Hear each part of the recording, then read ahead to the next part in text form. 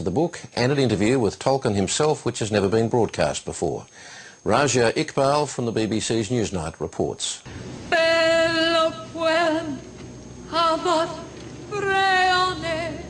A plaintive lament from the epic movie trilogy The Lord of the Rings. There is, though, little to lament about the Tolkien brand. A staggering 150 million people have bought the books, 50 million of those since the film trilogy wowed fans and critics alike. JRR Tolkien's classic work of fantasy started out in his mind as a book written for his children.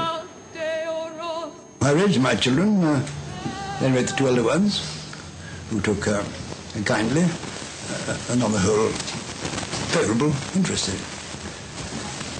But they criticised very severely, and first opened my eyes to the whole situation which led to my essay on fairy story, criticised very severely all those things in which, owing to bad models, I thought was suitable to put into children's stories.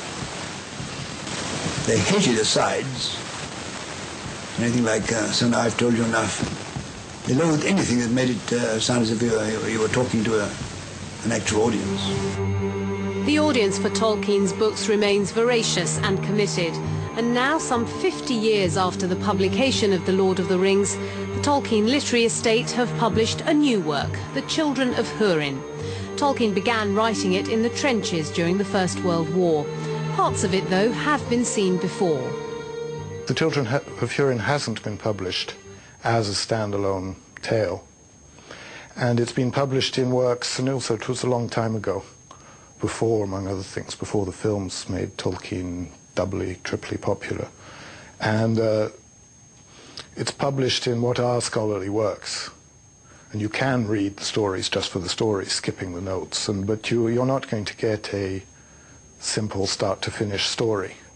And they're published with the name of very exact literary analysis, which means that if the story, it's one version of the story, and if it's interrupted, it stops there, whereas The Children of Húrin, the new book, is worked together from all the author's words, but to become a standalone story that can be read as such. However, fans of Bilbo Baggins may be in for a bit of a shock with The Children of Húrin. It is a dark tale of incest and betrayal, and one in which most of the protagonists kill themselves or each other. I think a bit too much is being made of the incest. It's part of the tragedy of the story, that this brother and sister don't know that they're brother and sister. But it is definitely a tragic tale. But I don't know. I don't know what people will make of it. It takes place in a part of Middle-earth that doesn't exist anymore when The Lord of the Rings takes place, but it's very much Middle-earth. It's very much the same world. And it's a more serious tale, in a sense, than The Lord of the Rings.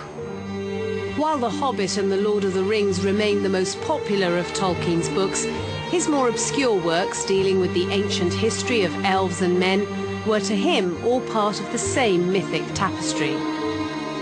There are in existence a very large collection, now collected and practically written, but legends about the world of the past, particularly after the exiled elves came back and conducted their war against the devil in the northwestern part of this world we live in, and the connection of the men who joined in with them. We hope to strike a chord in people who've discovered the stories of Middle-earth with The Lord of the Rings, but who don't really know about the other works, or who've found them too difficult. And we think that this tale in particular, which was one tale that the author did work at enough so that we can produce a full-length story, it's a beautiful tale in itself, and it may or may not strike a chord. People may think that it doesn't have enough hobbits in it, because there aren't any. And that interview with Tolkien was